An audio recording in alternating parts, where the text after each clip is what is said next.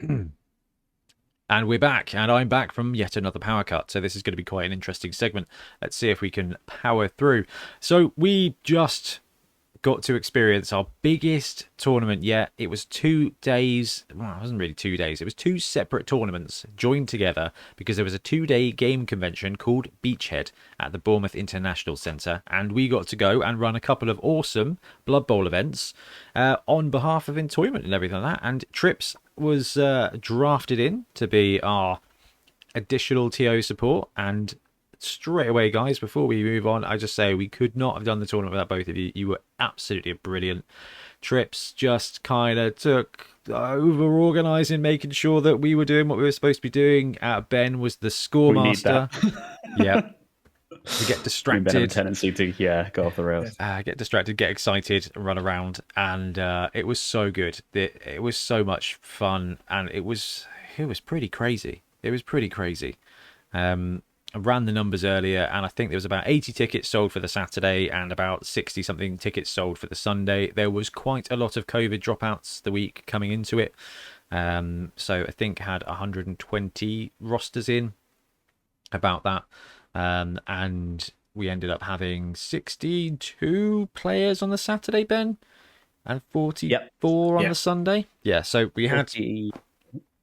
No, it was 44. Yeah, we had like 50 something sevens rosters and 79 I think 11s rosters through. It was awesome, like really good. And the difficulty here with Beachhead going into it was, do you guys remember just before Christmas? And I mean, just before Christmas, I was on some calls that were looking at actually what happens if the government says you have to close stuff again, because COVID was getting gnarly, and there was a whole lot of, is this a good idea? Can we do this? Is it going to get pulled? And we still had over 100 teams across the 2 days, and just like that turnout was amazing. Saturday was 11s, 3 rounds, and Sunday was 4 rounds of 7s, which I maintain is the best format ever.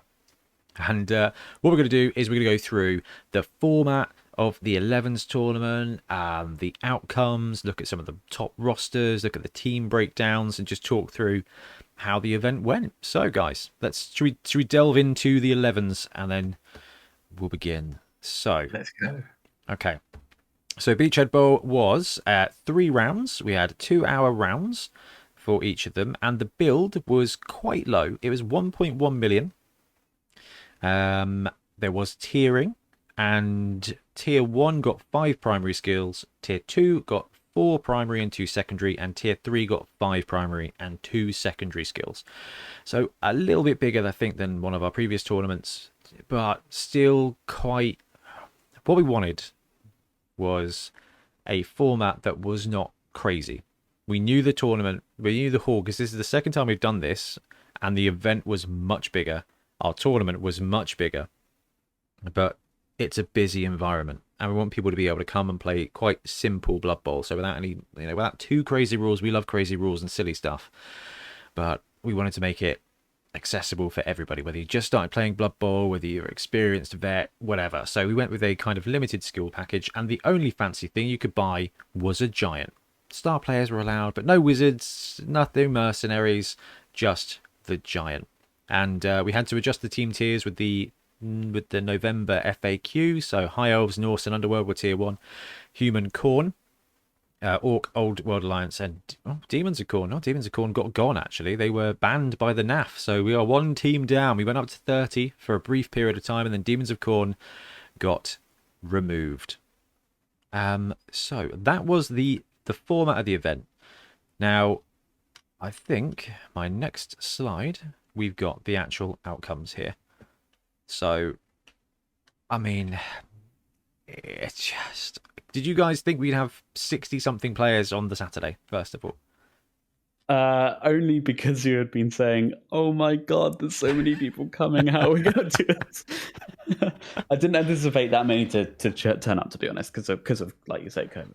It was it. I think Christmas time. I think we were thinking like 30, maybe 40 players. Like that would be good. And as it started to get closer, and you started sharing the numbers, it started to become almost a practical issue where you start to go, that's quite a few tables. That's a lot of teams. It's a lot of Blood Bowl. Yeah, so we didn't really push it massively on the channel, I don't think. Like, what we'd like to do for our events beforehand is show off the prizes, show off the trophies, show off the loot, garner some interest. But because frankly, we just didn't know if the event was going to go ahead or whether it was going to be limited. Yeah, I think Trips, you're right. I think we're thinking something in the line of 30 to 40 people, same as what we had last time 2 years ago, would have been absolutely brilliant. But the fact we sold nearly 80 tickets for Saturday alone was awesome, and I'm so excited. I'm so hoping that next year we can top 100, because I think it would be absolutely amazing. However, I am super chuffed that we had that many people sign up and that many people still turn up as well, because we had a ton of drops with COVID, with everything, because people traveled from. We had one dude who was due to travel from Germany, made the right decision not to, just because of all the stuff that was going on. We had people come across from, what was it? Was it Jersey or Guernsey? Jersey. Yeah, absolutely amazing. Gary came down. It was really cool. It was a really great mix of people who've been involved in the channel, people who were always on the commenting on the videos and stuff. It was wicked, along with the old Entoyment regulars, and it was just. I just thought that the turnout was absolutely amazing. And I've skipped too far ahead. We're not going to go through the results. We're going to do the team breakdowns first. I think is probably the right way to do this. But yeah, I mean, we've not run a tournament that had that many people in before. We weren't expecting to. It was really difficult to try and gauge like the prize level and stuff like that. Pete and the Entoyment crew, they were very up for us having a load of good stuff for a load of good coaches. So here we go. We've got the Bonehead Beachhead Bowl 2022 breakdown of teams now. So we had 62 teams on the Saturday. We had 5 Black Orc, 5 Necromantic, 4 Amazon and Dwarf, 4 Orcs, 4 Snotlings, and 4 Underworld, 3 Halflings, Skaven, Undead, 2 Chaos, Chosen, 2 Dark Elf, 2 Human, 2 Khorne, 2 Lizardmen, 2 Norse, 2 Ogres, Elf Union, Goblin, High Elf, Nobility, Nurgle, Old World Alliance, Renegades, Slan, and Vampire. 26 out of the 29 teams were there that turned up, which means, what were the missing teams out of those? Who did we not see? Yeah, Chaos Dwarves. Kings and Wood Elves. Yeah, I was quite surprised that Wood Elves didn't make it on the Saturday. A weird one to be missing, but I guess if you're going to pass the ball, Elven Union are better. If you're going to bash and screen, Dark Elves are better. So I guess in that sort of way, I understand. Okay. So from a breakdown point of view, we had a great mix of teams, a really great mix of teams. How were you guys surprised by the mix that we had? I was really surprised by how varied it was. To have no single race with more than 5 was really good, and I'm not sure people were playing any repeat matches during the day, which is part of the fun of coming to a tournament. I think in round 2, I went around, and at one point there was Dwarf versus Dwarf, Norse versus Norse, Black Orc versus Black Orc, like all lined up together, and I was like, oh, this is amazing. What are the chances? And apparently 1 in 62 of most of that. I liked it. But one of the things that I think I really did like about this breakdown, and sorry Ben, I'm just sharing this with you, was the tier breakdown. So we had 25 tier 1, 27 tier 2, and 10 tier 3. So it was 40% of the field was tier 1 and 43% of the field was tier 2. Now, we like to have a little bit of extra incentive for the other tiers, and I think actually the fact that it landed with an even split between those tiers meant that actually tier 2 stuff was worth taking. And spoiler alert, when we look at the winners, tier 2 did pretty well, but not from a landslide point of view. And I guess the other thing to talk about is star players. So how many star players do you think we had on day 1, on Saturday? Bearing in mind we had 62 teams. Total star. I thought it was going to be quite high. I thought with a 1.1 and a tournament like this, I was expecting about 75% of the teams to have stars. That's what we've seen a lot of. but we ended up with, I think, 21 teams out of the 62 were taking stars. I think it was either 20 or 21. I've included giants in there as star players. So we had 27 stars / giants on the day across 20 or 21 teams, which meant 1 in 3 teams was running a star. And okay, let's give it another one. Ian, can you guess the top star player on the day? Most frequent in a roster. Oh, it has to be Hackflem, surely. Okay, Ben, any advances on Hackflem? The ones I saw a couple of Griffs, I think. Yeah, Carla, Hackflem, Creek, and Morg at 3. 2 Griffs, 2 Giants, 2 Acorns. There were some great rosters kicking around there. Oh, there were, yeah. Yeah. Corn with Acorn is a roster that is just genius. We had a Grak, we had a Cheney, we had a Glorial, which was a very cool build. We had a Galart, Varag, Borak, Fungus, Black Gobbo, and Helmet. The Black Gobbo and Helmet were in the same roster. And Nice. yeah, we'll look at that roster in a second because I thought that was genius. But no, really, I mean, awesome. That's huge because we was it the last one we ran in Bonehead Bowl, which was like there was a lot of Hackflame and a lot of Cheney. Yeah. Yeah, Cheney was very prevalent. Those two were really, really popular because they're game changing. So I don't know if people have, 1, just border stars, or 2, the fact that Hackflame's price went up is actually restricting the amount of times it could be taken. If that is the case, well, it seems to be working. Like, it seems to have worked out all right. And if we move on to the Beachhead 11's results, so this is on the screen. What we've got here now is a cut from score on the day. There's a couple of bits in there that we needed to go in and correct. A couple of rosters I'd written down wrong. And I think the High Elf one might have been one of the ones there because the team was called the Calador something. And I'm like, well, it's got to be High Elves, but it was not. That was me being... that was me, just wrong, just straight up wrong. Yeah, it was. So top rosters, we had Wayne Peters, Gimli, 01, Beachhead did it again. This is both Beachheads. He's won now. Crazy. And but he won it due to basically playing awesome defensive Blood Bowl. I think he conceded 1 touchdown or no 0 touchdowns. 0.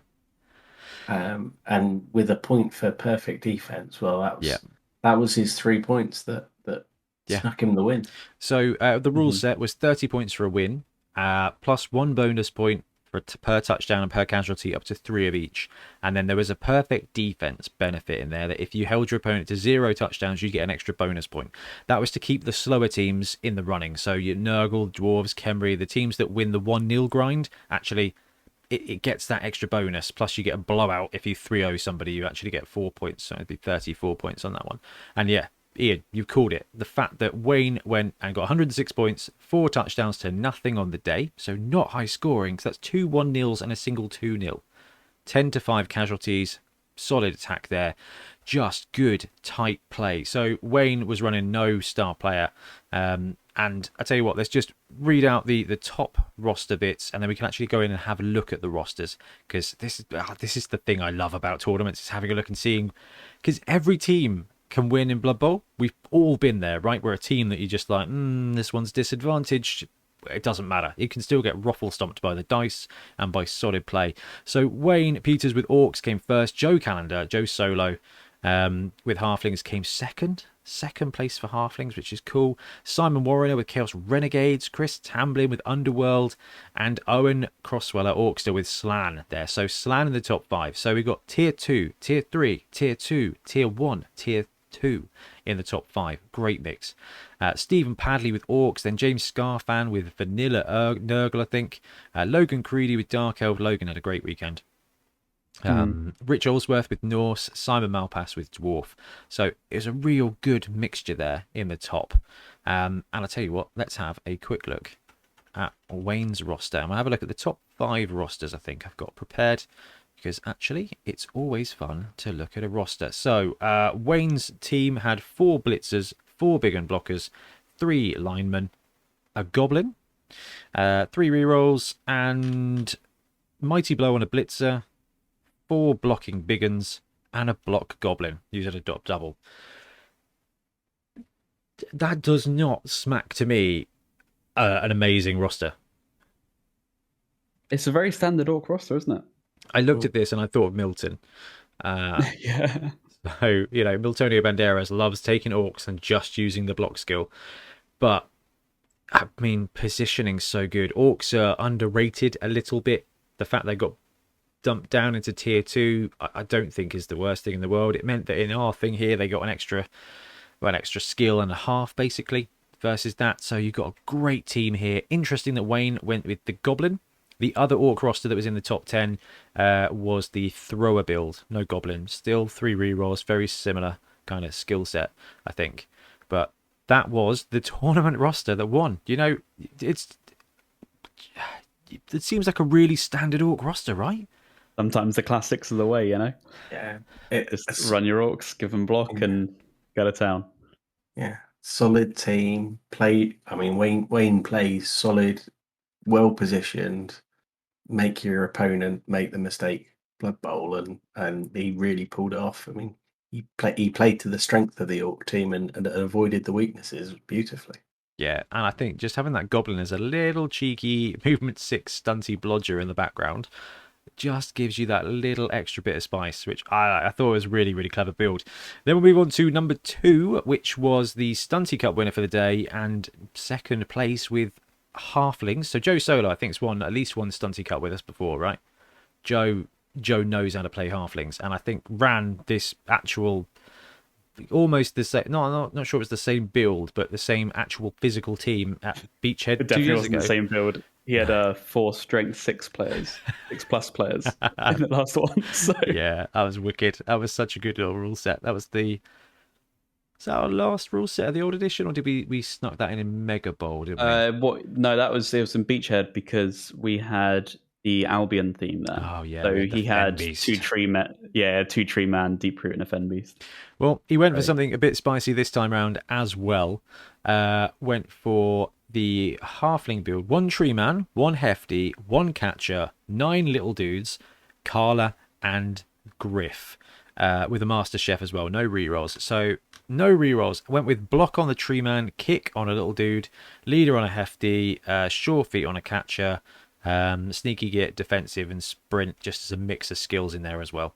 So a blocking tree man. The fact that it's a 1 tree man build but had Griff and Carla, I mean, it's the leader skill makes sense. Leader with Master Chef, that gives you, what are we looking at? 2 to 3 rerolls each half, probably. And then you've got Griff's Mega Pro skill, which basically gives him 1 leader reroll at half as well. Trips, I think you're probably familiar with that. Yeah, well, I've played a very similar build to that, and Griff and Carla between them, they re-roll the things they need to re-roll themselves. They've got the right inbuilt skills, so you can get away with less re-rolls. And they are a punchy couple of star players, especially when you've got the tree type people as well. It's again a roster that if you roll well, you can play well. If you get your pieces positioned badly, your halflings will severely let you down. Judging by the points here, Joe went 3-0 with this team. Scoring, He did. Yeah. 3-0 with halflings. We had three 3-0 teams in this one and came second with 103 points there, so 3 points behind Wayne. So that was our Stunty Cup winner and our second place. Our third place was Chaos Renegades. Insidious was the coach, and what do we have here? We had the Renegade Ogre, the Dark Elf, the Goblin, the Orc, the Skaven, makes a lot of sense, with the Troll and a Minotaur as well, Acorn the Squirrel, and 5 line dudes. 2 rerolls, and then skills-wise, block using a double on the Ogre, block using a double on the Troll, jugs on the Minotaur, block Dark Elf, block Orc, wrestle Skaven. I mean, 3 big guys with combat skills there. Interesting that Acorn was taken without any guard. That's bold. I get Acorn in a guard heavy team because that turns that strength 1 clause frenzy into, strength 2, strength 3, if you can get it up there. I love this. So Simon Warrior went 3-0 with a meme team, Renegades, paying an acorn tax. I mean, acorn's got no hands, so it can't be a scoring threat. A really interesting one. Where you say without the guard, though, his inbuilt reroll kind of does mitigate that quite a lot. Yes. Like, you just need, is it 3+ to you die a strength 3 player? Yeah, Acorn may choose to re-roll the d6 when rolling for Dauntless. So yeah, it is entirely possible that Acorn was just absolutely in the wind, just taking players on one-on-one and just like knocking them about. But I love this roster. Block Ogre, Block Troll, Jugs on the Minotaur. That's a really offensive team. No ball skills here at all. No sure hands, no nothing. Just block, wrestle. All combat. Some solid players got to go into that. With a score of 103. Also went it's worth knowing, went a clean sheet on this one. Didn't concede any touchdowns. 6-0. Yeah, only 5 casualties, which is crazy when you look at all this stomping power that we've got here. That's how close it is. Now, 3-round tournaments, we've got, I think, a pretty decent scoring system built upon what Sean used to use at Birmingham, and we just tweaked it as we've gone. And actually, you get close packs in a 3-round tournament. You can get close packs in a 4-round tournament. So if 3 players go 3-0, and there's only 3 points in it, so a couple more casualties here for Insidious, a couple less casualties for Wayne, and it would have been a slightly different result. I love it. It's so good. Really fun roster, this one. Yeah. Okay. Really good roster. Who do we have 4th place, guys? Who was 4th, Ben? 4th, we have CT, Chris Tamblin. Yes. Who was running, bear with me. Underworld. Yeah. All right, wicked. So we've got CT's Underworld roster here. We got Blitzer, Snotling, Gutter Runner, Snotling, Thrower, Snotling, Clamrat, Goblin, 2 rerolls, Morg and Thorg. So this is Morg Underworld. No hack phlegm. We've got a Tackle Blitzer, a Leader Thrower, giving you your 3rd reroll, 2 Wrestle Clanrats, and a Sneaky Git Goblin with Morg. This is interesting. Underworld, you tend to think they're going to go for the speed element of it, but Morg is the big guy in this roster, isn't he? There's no Troll, there's no Roger. Morg is. I mean, if you're going to have one, Morg isn't a bad shout. He's the most reliable big guy you'll ever have. Yeah, massively.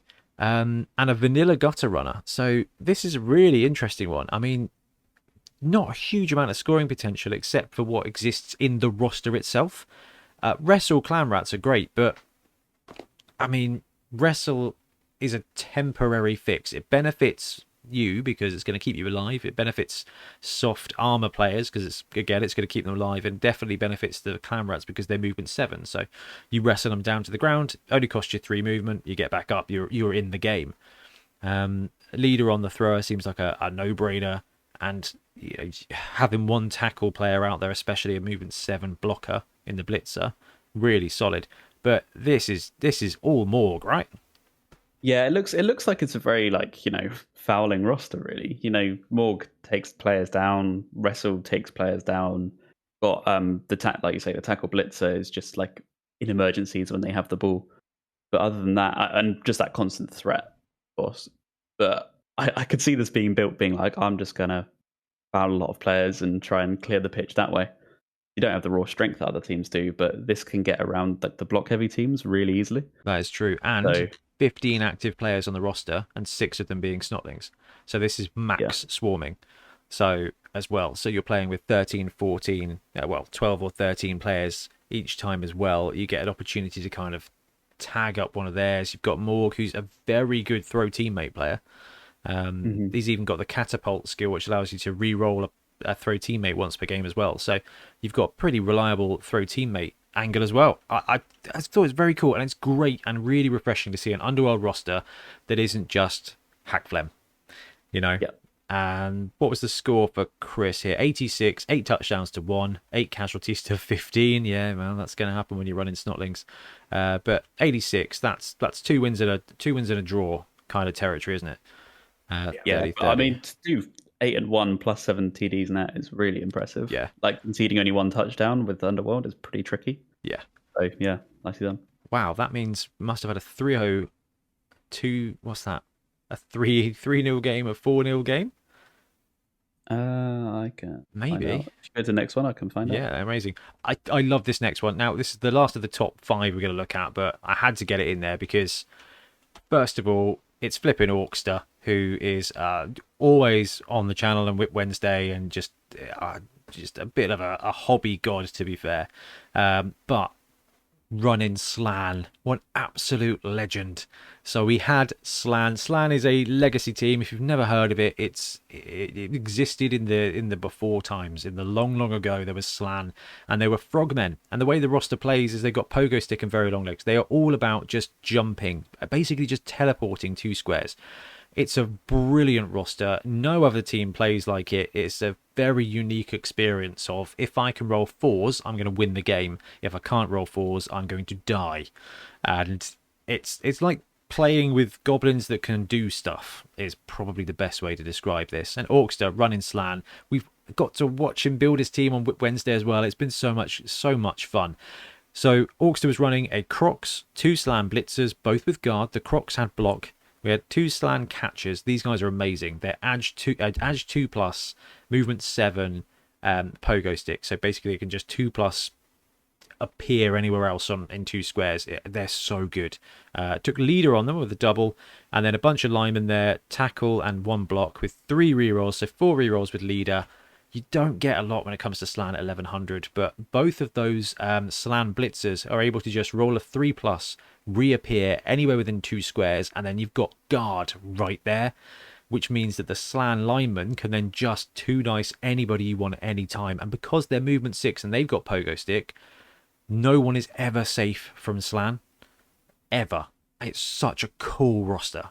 I really love it. I was so excited that we had a Slan roster. Genuinely excited to see him turn up, weren't you? Oh, there were so many good rosters, so many clever rosters. But I just, like, there's Skaven. I love Skaven. And then there's just Slan. Slan is just the most extra you can be, because it is such a challenge. Like, you know, we always talk about Khemri being a proper tier 2, Khemri and vampires being a proper tier 2 challenge, and then you've got Slan, and Slan is just masochistic in a way. 100% brilliant roster to run. How did Orkster do on the day, guys? What was the Orcs got 85 points, only 1 behind CT, who by the way did go 3-0, 4-0, and 1-1. Was it a 1-1 in the last round as well for CT? It's 1-1 in round 2 for CT. Oh, okay. Oh, that's tough. That's tough. Yeah.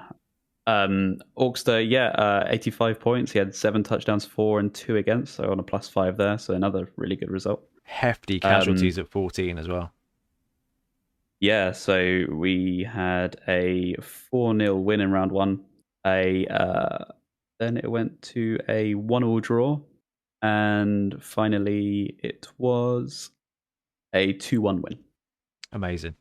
So good. Yeah. So good. And this is the great thing about only having 3 teams missing, is it meant you kind of got the chance to see every one of the teams. And this was, I think this was one of the earlier Grebo teams.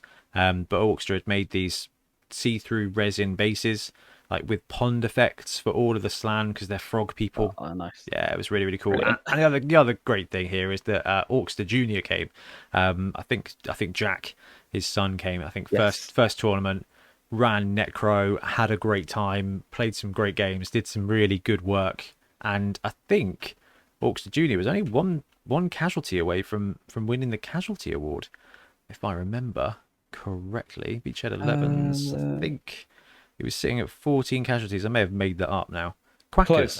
Close. Both Orkster and Orkster Junior had 14 casualties. Actually, we had 1, 2, 3, 4, 5, 6 coaches with 14. And the winner was 15 casualties, right? Yep, Xavier with 15 casualties. Yeah, that was also a very cool roster. But I mean, it's just fun to look at some of the more intriguing ones. In fact, great foreshadowing there, Ben. Excellent segue. We've got the Vampire Most Casualty roster lined up next. So this was Doc Miniature, and I was super, super excited about this roster as well when it came through. We got 5 Vampire Blitzers, 8 Thralls, so 13 players at that point. Wilhelm Chaney, so 14 players. Can you guess how many rerolls that's going to leave you with at 1100? You're both Not a exactly lot. correct. Yeah. Yeah. 0 rerolls. This was really cool. Pro on 2, block on 2, leader on 1, so kind of did have a reroll, and then guard double on one of the thralls with What is it with Cheney. vampire? What is it with vampire coaches and no rerolls? I remember getting absolutely rinsed at Sand Bowl by vampires, Cheney, and no rerolls with lots of pro, and it was just like, what is this? This is so annoying. Absolutely. I loved it. This is So impressive. This is one of the rosters I think I pinged to you guys. I was like, dude, some mad lad is running five vamps, Cheney, and no rerolls, and just absolutely, Your bravery. yeah, so cool. And then went and won casualties, went and won most casualties as well, which is just it's just so cool. How did Doc do? 14th, came 14th as well, so 72 points. So Pretty solid. 2 wins, 2 wins and a loss probably with that amount of bonus points for casualties. I really enjoyed he has a thrall with guard. I really think that's a cool pick. Just it really helps you out when you need to do these Cheney blitzes, which you're trying to do every turn with this kind of roster. You want to hypno gaze, Cheney blitz, and having that guard there is really, really good for that with the frenzy. So that's a cool pick. I really considered that. I mean, Trips, I don't know if you've ever had a chance to play a vampire roster, but you sit down against a team like this that is built. It is built very unusually, right? You're You're not gonna. A lot of coaches will just not have seen a vampire team and played against them. And you are going to live and die a little bit by your dice rolls, but that's the half the fun. I mean, they were a beautiful team in terms of makeup, but you really played them well. okay. I think 1, 2, 3, 4, 5, 6, 7, 8, 9, 10. What's that? So that's 750, 970. Team value on pitch is something we talk about every now and again because it represents the value of the players on the pitch. 1100 TV tournament, and with 5 of those vamps and Cheney, it's nearly 1 million of the team is on the pitch at any one time, which is massive because if you look at any other team, you've got 2 on the bench, you've got maybe 200k in rerolls, you're running 750, 800 TV. So this vampire team on the pitch is basically a vampire extra team value actually there playing on the pitch, and it's so good. But the dice giveth and the dice significantly taketh away when it comes to vamps. But I mean, being able to take 8 thralls, what's that? That's a bench of 3-4 dudes there ready to get eaten. Well, no, not even eaten anymore, just smacked around a bit. You've got that reserve. I thought this was brilliant. A very different roster, but I mean, playing this with 6 players who are strength 4 on the pitch, like, this is a Black Orc team with agility. This is a very cool way to play. I did think that was very, very, very cool. Very interesting. Okay, so let's talk about who did great stuff on the day. So we talked about Wayne winning with the Orcs. We talked about Stunty Cup going to Joe, which was not a massive surprise because the guy's very good at what he does with the little dudes. Insidious with Renegades and Acorn came 3rd. Most TDs was 8 with CT, with +7 with Morg Underworld. Orcs to 5th with Slan. Best team was Drew, which was no surprise. There were some very lovely teams, but Drew just really puts it out. Yeah, this was the chatting to him the day. That's his win.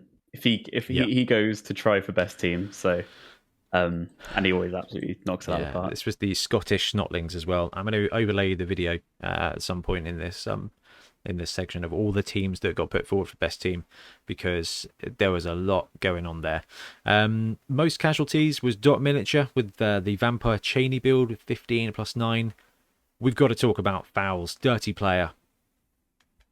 Do you guys remember that? Do you remember game 1? Oh, game word, 1, yeah. we got given a results card that made us all worry that someone had really missed the rules. But as it turned out, Adam had really figured the rules out, because he handed in a rule card with mere 30 fouls in game 1. And the reason he managed to achieve 30 fouls is because Adam Pike, Toxic 6, the dirty player with 62 all in on the day, Snotling build with Helmut Wolf and the Black Gobbo with a few dirty player Snotlings as well. So every turn was basically 2 fouls with whoever that he could get the opportunity to do it on, and was just going for the most fouls on the day and just absolutely pounded the feet. What a commitment. He'd won that by half time in game 1. Yeah, basically. So obscene. I mean, it's quite 62 fouls over 3 games. It's just horrific. Where did Adam come in the end? Because actually, when you've got no team to play against, not super high. Adam Pike, 39th. 38th. 38th? Or might be 39th, actually. 38, 39. Yeah. Yeah. Just brilliant. 42 points, 2-5, 14, 16. Still suffered more casualties that he caused, but hey, it's going to happen with Snotlings. But I thought that was an absolutely brilliant win. And that's the great thing about these tournaments, is you can go with a view of like, you know what, I'm gonna go for best team.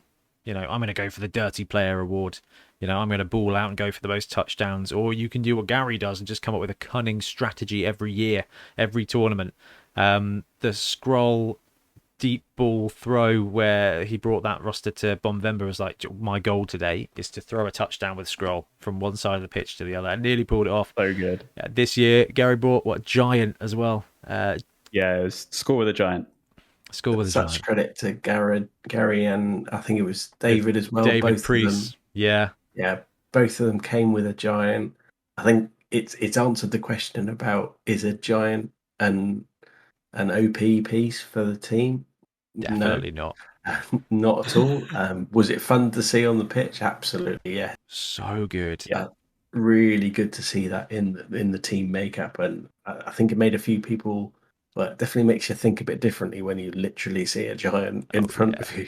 Yeah, if you want to see how the giant plays on the pitch, go watch round 3 of the Bonehead Championship, and you will see us all play with giants quite poorly, but it's a lot of fun.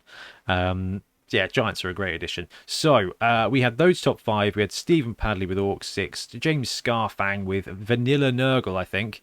Scarfang's goal this weekend was to bring Nurgle and prove that they could win, and Tick did a great job there, going 84 points. That's 2 wins and a draw, I think, for Scarfang. That's great work. Logan Creedy with Dark Elves 8, Rich Allsworth with Norse for 9, Dwarfs with Simon Malpass for 10, 11th was Daryl McFedron with Lizards, Rob Palmer with Norse for 12, 13 was Rob Quick from the Isle of Wight with Amazons. I think there was Amazons and Morg build. I think that was quite an interesting one. Xavier with those Vamps for 14th, Paul Harmer with Necro, Michael Jones with Halfling, James Priest with Underworld Denizens, one of the Priest pack. So the Priest team was David Priest and then Sarah Jane and James, and they played brilliantly, absolutely brilliant. I mean, Underworld Denizens, I think this must be James's first or second tournament. I think is the Underworld team's the first team painted, and to come in the top, or basically the top 25 of a tournament, so good, so awesome. Good. That is fantastic. That's just imagine how terrifying James is going to be in another 5 years, and Sarah Jane. It's just, maybe they're getting coaching. That is so good. It's so fun to see them turn up, and the joy that they have. And I think we'll talk about it later, but Sarah Jane did spectacularly well in sevens. Yeah, that was so good. Overhearing her dad just be like, You got 2. Yes. Yeah. It was just, it warmed my heart. It warmed my heart. It was so nice to see. Oh, so good. We had Dan Hunter with Necro. We had Danny Tambler with Chaos Chosen. I think a couple of these teams might be a little bit squiffy because I didn't do a great job of carrying it over, but I've corrected them on a list, and Ben and I can. I think the 11s was basically there. John Allen with Black Orcs, Paul Harrison with Dwarves, Bob Davies with Necro, Andy Burridge with Lizards, Callum Mills 24 with Elf Union. That's the team I kept thinking was High Elves. Dan Maskell with Dark Elves. Dan Gerger, a heck of a coach. Lost out by 1 point in our last tournament. Literally 1 point behind first place. So close. So that came 25th of this one. Christopher Stevenson with Humans. Lee Simmons with Necro. AJ with Ogres. That was a cool build. Mark Nichols with Skaven. Hereward with Chaos Chosen. Ryan Dell with Ogres. Jonathan Redman with Khorne. It was nice to see a couple of Khorne teams there. Jack Crossweller, Orkster Jr. with Shambling Undead there. That's Quackers. Rick Myhill with Necro. Matt Ratcliffe with High Elves. Jeff O'Hara with Skaven. 37, Jake Homewood with Shambling Undead. 38, Dave Thompson with Orcs. Adam Pike at 39 with the Fowly Snotlings. Graham Pickett, the Resident Dwarf, at 40.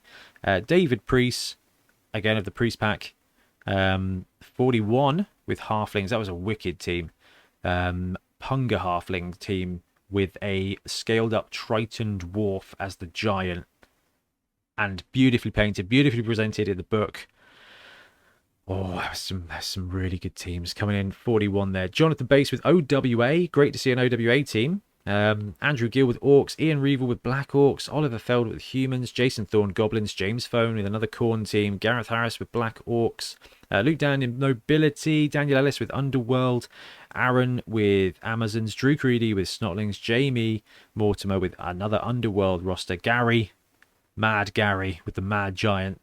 And Vreek, I think. And Creek. Which was a pretty cool combo. 54, 55, Alex Evans with Undead. Sarah Jane coming in at 56 with Amazons.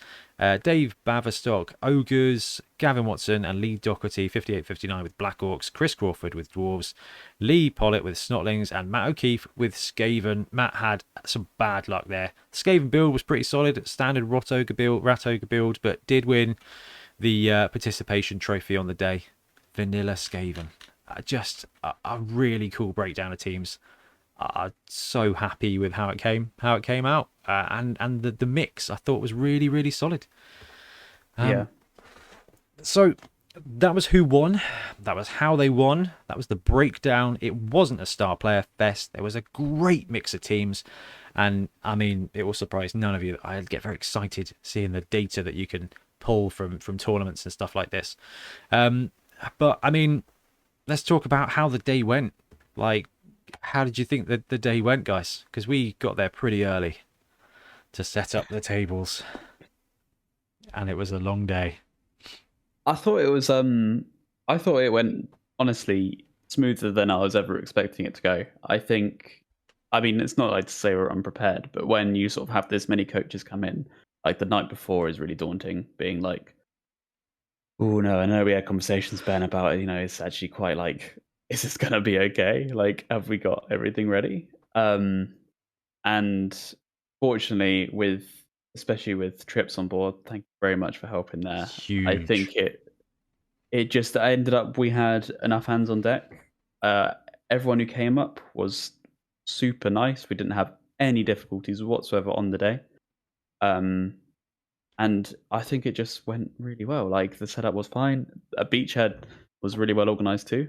So tables were out and ready to go. Yeah, really awesome. Yeah, it was. Go for it, Trips. I was going to say, real credit to all the players. So everyone turned up in the right attitude of they were there to have fun. And yeah, it was a tournament, it's competitive, but it was competitive in a fun way. And that really came across. Lots of people wanting to see what other people had done, not wandering off and getting lost, other than two of our coaches who couldn't tell the clock time in the afternoon and got a bit distracted by the stands in the trading area. Yeah, everyone played really well, kept within the time limits. It was really good. Hardly any rules. Yeah, the Really good 11s to see. session had hardly any rules queries.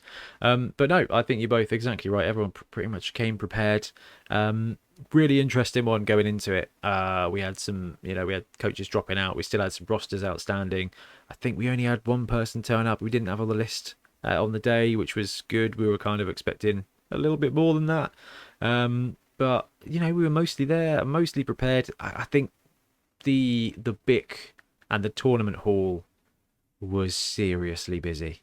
Like, It was very busy. it was quite squashed. There was a load of tournament players. I know that Pete's already looking at the summer event and the next year to see actually how it can be spaced out and organized a little bit slightly better maybe, but they had 180 players on the 40k tournament like across the way, and it was a busy event. So I'm hoping in future that we can do a bit of a better job as TOs to kind of stack when we're taking our breaks and make sure that we've got enough time, because we had pretty reasonable timings, 2 hours per round with 15 minutes in between, and then that 45 minute 30-minute lunch break, which in tournament is great, perfect. But in the BIC, when you're there with a couple of thousand other people and they've only got 2 people at the bar, it makes lunch and grabbing a drink very challenging.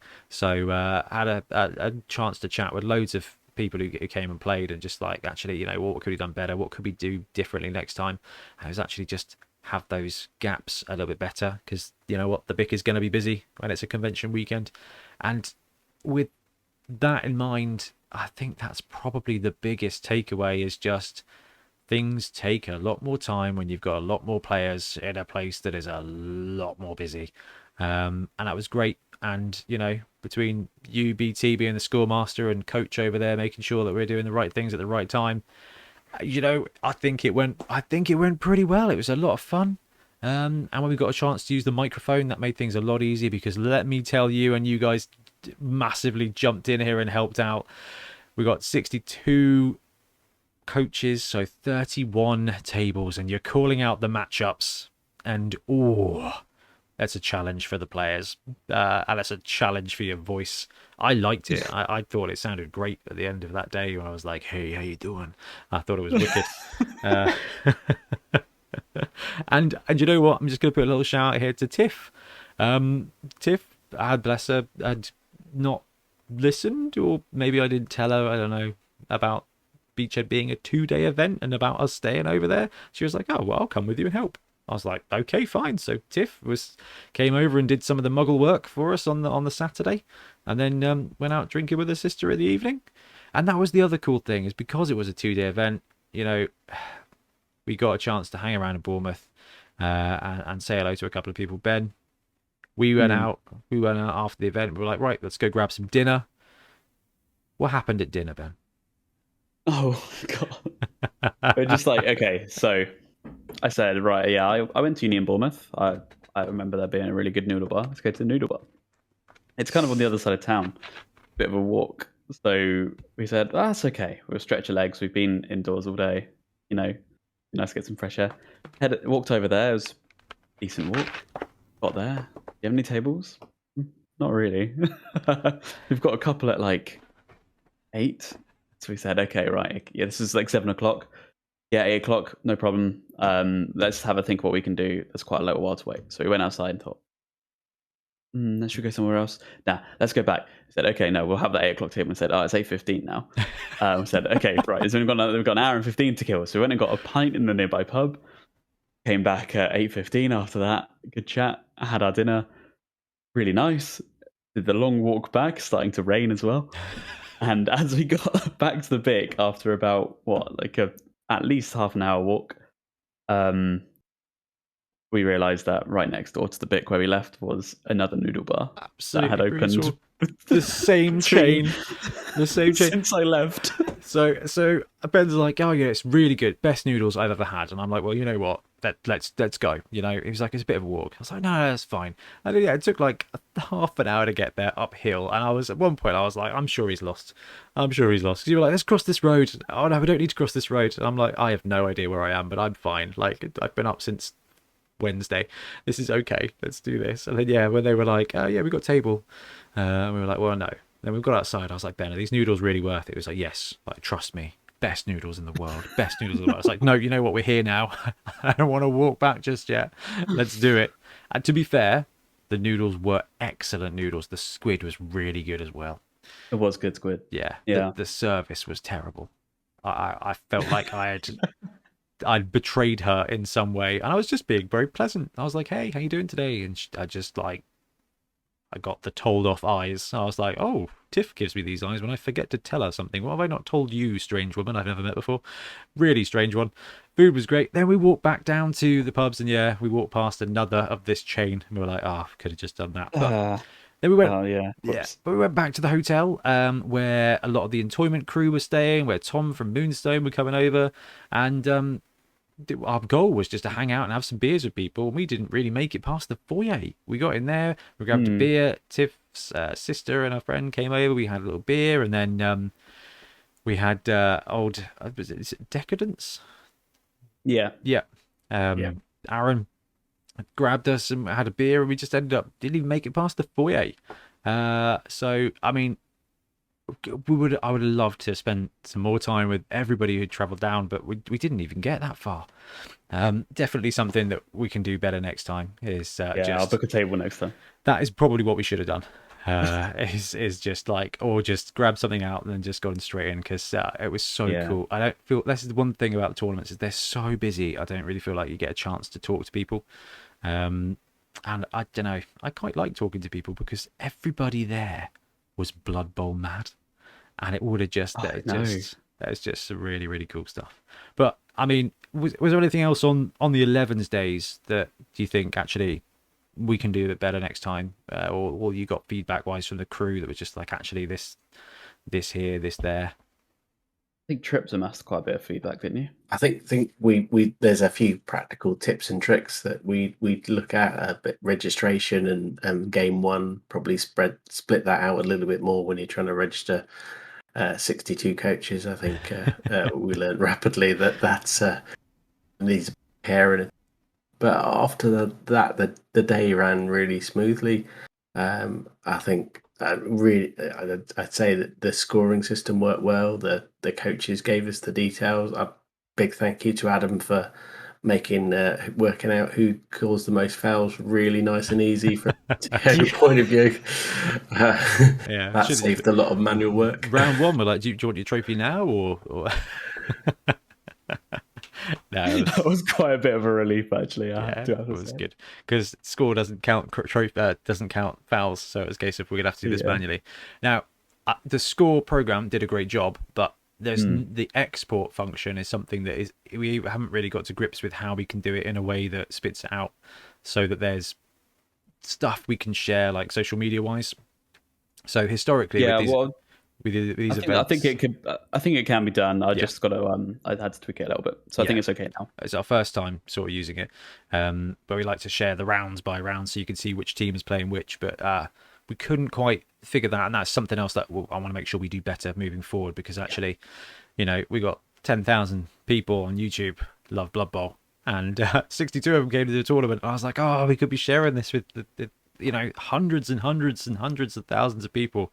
So that's definitely something I think we can do a little bit better. But I mean, I wouldn't say it was overwhelming, but I think it was pretty close to have that many people. And you know what? This is a real turning point, I think, in the way we do things. And that is massively down to both of you. So thank you so much.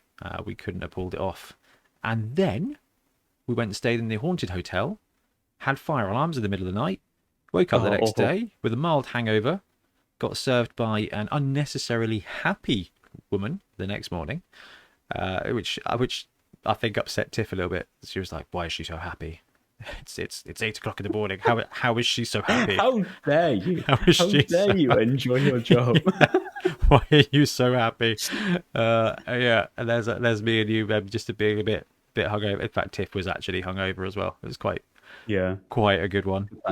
They stumbled over to the Bic, and then it was sevens time. So we'll take a very quick break, and we'll talk through Beachhead sevens.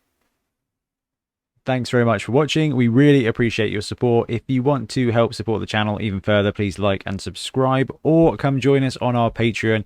We have early access to content. We get loads of feedback from you guys, and we try and do competitions as much as we can. Or you can get yourself some Bonehead podcast merch on our Spreadshirt site. So if you want to support a team, especially for the Bonehead Championship, you can pick up a shirt, a mug, things like that. It all helps support the channel, and we really appreciate it.